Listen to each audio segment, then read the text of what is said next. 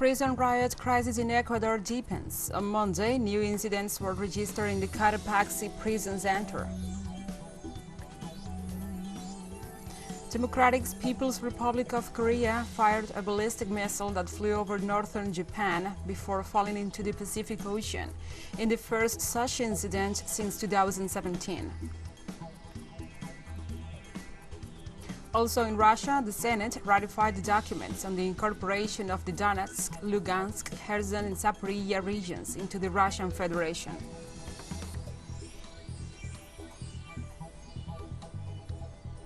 From the headquarters of teleSUR English in Havana, Cuba, this is From the South. I'm your anchor, Gladys Quesada, and these are the news. The prison crisis deepens in Ecuador. The 8th massacre since 2021 was reported in the Cotopaxi prison number 1, where 15 inmates got killed. The National Service of Integral Attention to Adults Deprived of Liberty and Adolescent Offenders, SNAI, informed that the tactical groups of the National Police entered the prison compound located in the city of La Tacunga to retake control. Likewise, elements of the armed forces were deployed to guard the perimeter. For the moment, authorities reported 6 wounded inmates who received medical attention at the place. The Ecuadorian Human Rights Secretariat activated the protocol for psychological first aid attention for family members of persons deprived of their freedom.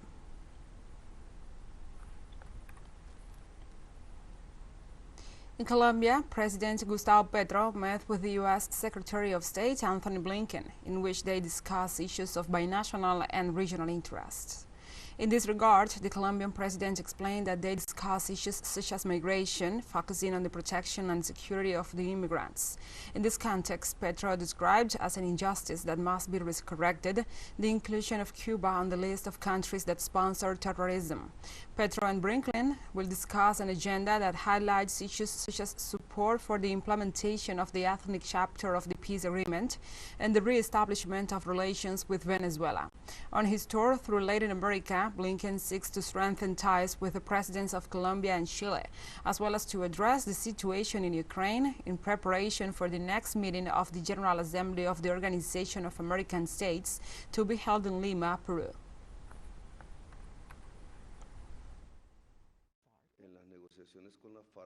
In the negotiations with the FARC, an overseer, let's call it that, from the government of the United States, of the Obama administration, participated. Then another Colombian government asked another government of the United States, Trump's administration in this case, that because of the fact that the FARC and the ELN were in Cuba, the island should be declared a country that promotes terrorist activities. That is called an injustice. Therefore, in my opinion, and it does not depend on us, it must be corrected. More than 8 decades ago, a tragic event divided the Dominican Republic and Haiti, but the commemoration seeks to heal those wounds between two peoples that inhabit the island. Our correspondent, Daisy Toussaint, with the story. It will be 85 years since the 1937 massacre where Haitians and Dominicans died, ordered by dictator Rafael Leonidas Trujillo. The Dajabon community and activists joined to form a bridge of love and solidarity between Haiti and the Dominican Republic with a border of lights. Border of Lights is a volunteer collective that began in 2012, largely because of the writer Julia Alvarez and Michelle Walker, who wanted to try to bring a little light to this border where there was so much negative news. So we started here in October 2012 with the help of the organizations, the Municipal League, the Jesuits, and so we began. The event began with the presentation of the children's book Same Island, Same Stars to promote respect and friendly relations at an early age. Both the book and the cartoons were produced by the La Cucayú program in Creole and Spanish. For understanding, we show emblematic places of Haiti and various themes such as good relations with the neighbor, the meaning of justice, among others.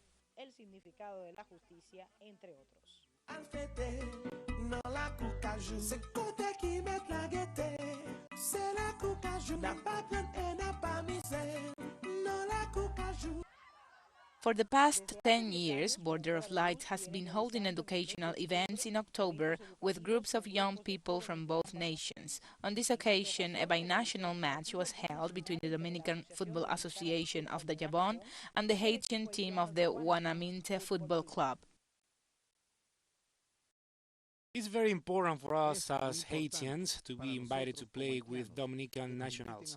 It is a great pleasure. We have binational agreements and a bond between the two countries. We are really happy because today we are gonna play football and we do it from the heart. It's really important for us. Y lo hacemos de corazón. Es verdaderamente importante para nosotros.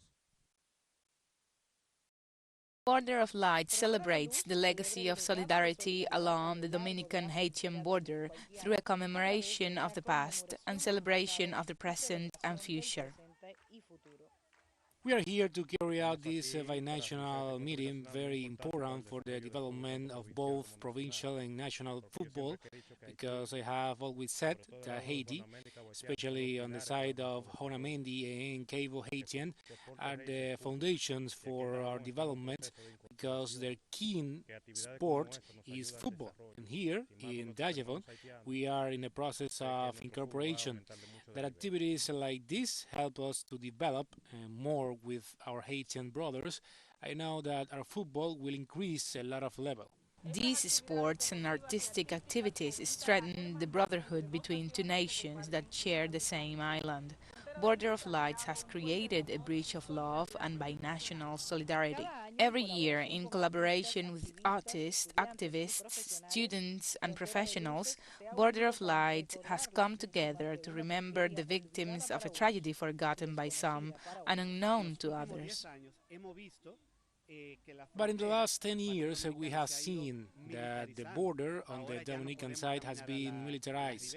Now we can no longer walk to the Rivera. And as you said, there is a wall, something that is universal and that we are seeing in my country, the United States, with Mexico, and in other countries that we didn't expect it. Because for Border of Light, our goal is solidarity between the two people that historically has existed. A mass was held in remembrance of the victims of the massacre, and the community placed the flower where the mural and plaque in honor of the souls of the tragic event are located. Then a vigil was held where the lights created a bridge of love and not walls. Para teleSUR, Daisy Toussaint, Dajabón, República Dominicana.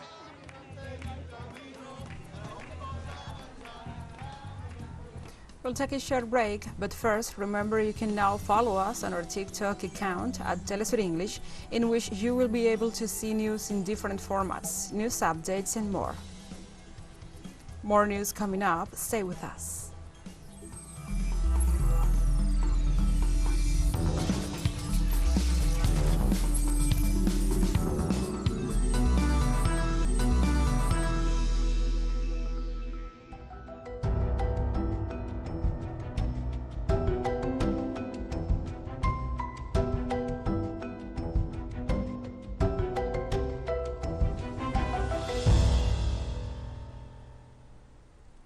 Welcome back from the south. Cuban authorities thank Mexico on Monday for sending 113 tons of resources for the recovery of the electrical system in the western part of the nation. The Minister of Energy and Mines, Livana Rontecruz, during the reception at the José Martí International Airport of the last of the 16 flights, acknowledged the presence of 17 technicians and generation specialists in Cuba and the strength of the bilateral relations. Brigadier General Luis Antonio Pantoja wished the country a prompt recovery and pointed out that after estimating the devastating consequences of Ian, President Andrés Manuel López Obrador decided to send help. The last days evidenced cooperation, solidarity, friendship, and hope.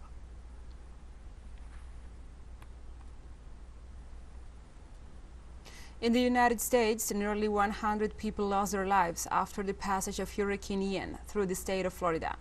According to Florida authorities, the death spanned several Florida counties, including Lee County, Charlotte, Volusia, Collier, Sarasota, Manatee, Hillsborough, Lake, and Hendry counties.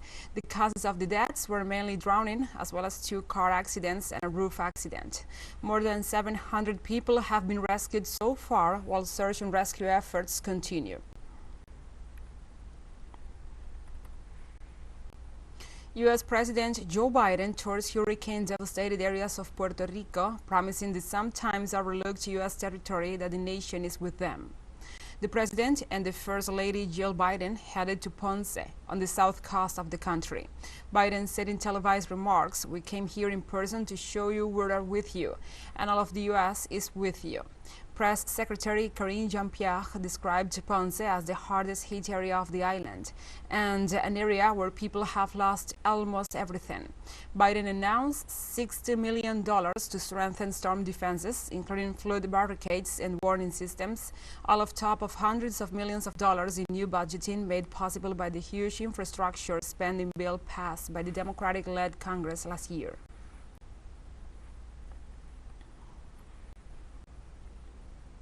On Tuesday, the Democratic People's Republic of Korea fired a ballistic missile that flew over northern Japan before falling into the Pacific Ocean in the first such incident since 2017 that also marks the longest distance traveled to date by a North Korean projectile. The latest North Korean test triggered the activation of the civil alert system in several Japanese locations where the population was advised to seek shelter. This is the 5th missile launched by Pyongyang in the last 10 days, and a new step in the escalation that has coincided with the joint military maneuvers of Seoul, Washington, and Tokyo. The missile, fired from North Korea's Yaggan province in the north of the country at around 7:23 a.m. local time on Tuesday, reached a maximum altitude of 940 kilometers and traveled a total distance of 4,500 kilometers before falling into Pacific waters, according to the South Korean Joint Chiefs of Staff. And after North Korea launched a ballistic missile over Japanese territory on Tuesday, Japanese Defense Minister Yasukazu Hamada stated that it could have had an intermediate or longer range. As high as 10,000 kilometers and travel around 4,600 kilometers, it is believed to have a range of those of IRBM, intermediate range ballistic missiles, or longer. This could be the same as the Hwasong-12 missile that North has fired 4 times already in the past. Hamada also expressed his rejection to the North Korean actions, which he considered absolutely inadmissible. No matter what the intentions are, North Korea's repeated ballistic missile launches are absolutely impermissible, and we cannot overlook its advancing missile technology. And we have more news coming up after a final short break, so stay with us.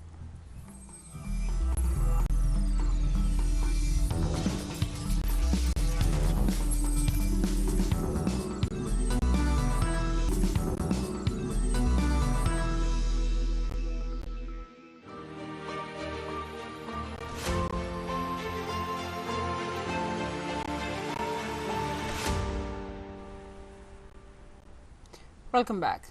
In Russia, the Senate ratified on Tuesday the documents on the incorporation of the Donetsk, Lugansk, Kherson, and Zaporizhia regions into the Russian Federation.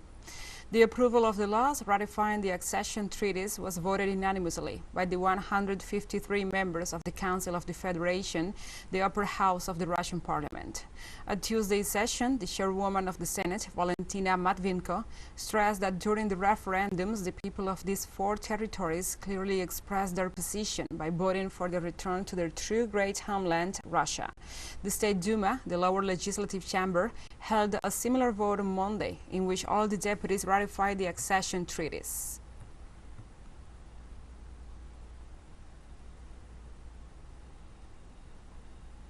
And now let's review some points of what the laws of incorporation to the Russian Federation imply.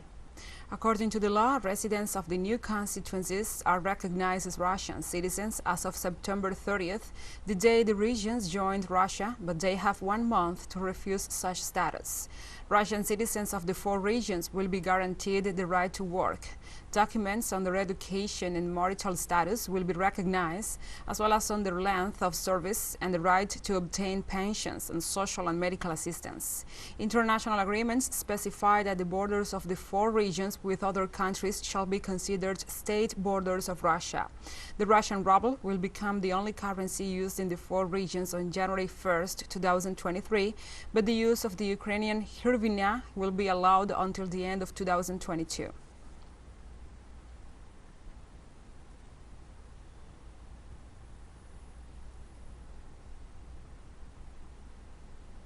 Turkey's foreign minister signed a deal in Libya's capital this Monday, allowing for oil and gas exploration in Libya's Mediterranean waters 3 years after a maritime border deal that angered European nations. The deal follows an agreement Turkey signed with authorities in Tripoli in 2019, which demarcated the countries' shared maritime borders but sparked anger in Greece and Cyprus. Najla Al-Mangush, the foreign minister of Libya's government of national unity, said the new deal was important, especially in the light of the Ukrainian crisis and its repercussions for energy markets.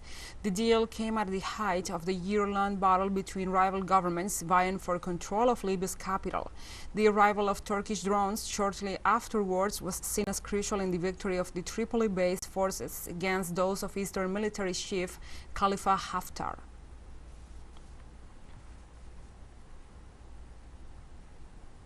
On Monday, Lebanese top officials discussed the maritime proposal with U.S. envoy Amos Hochstein to solve the situation in the sea border with Israel.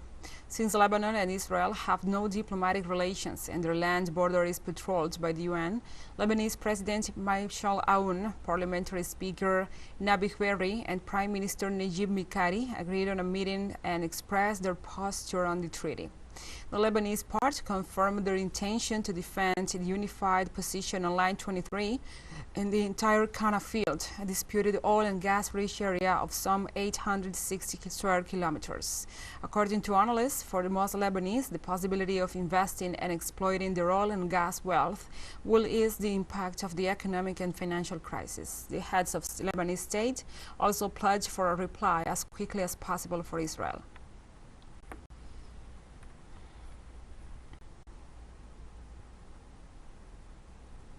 On Monday, people in rebel-held northwestern Syria are concerned about the spread of the cholera in the area, where groups of volunteers are going around displacement camps in Idlib governorate to raise awareness about the disease and ways to prevent it. Idlib, the northwestern of Syria, has started seeing a rise in infections over the last couple of weeks, with over 400 cases reported. Dr. Abdullah Hemedi of the Syrian American Medical Society said, "We expect the disease to spread quickly, within about 3 months." Over the past month, the deadly cholera outbreak in Syria killed at least 39 people and infected hundreds. This cholera outbreak is the first in Syria since the conflict began in March 2011.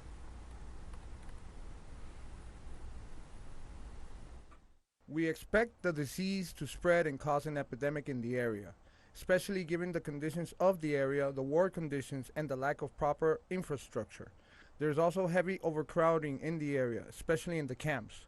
We expect the disease to spread quickly within about 3 months, and if the disease spreads, it will be difficult to tackle the issue. And we have come to the end of this news brief. But remember, you can find this and many other stories on our website at telesurenglish.net. And also, if you feel so inclined, please join us on social media for all the latest news. We are on Facebook, Twitter, Instagram, Telegram, and TikTok. For TeleSUR English, I'm your anchor, Gladys Quesada. Thank you for watching.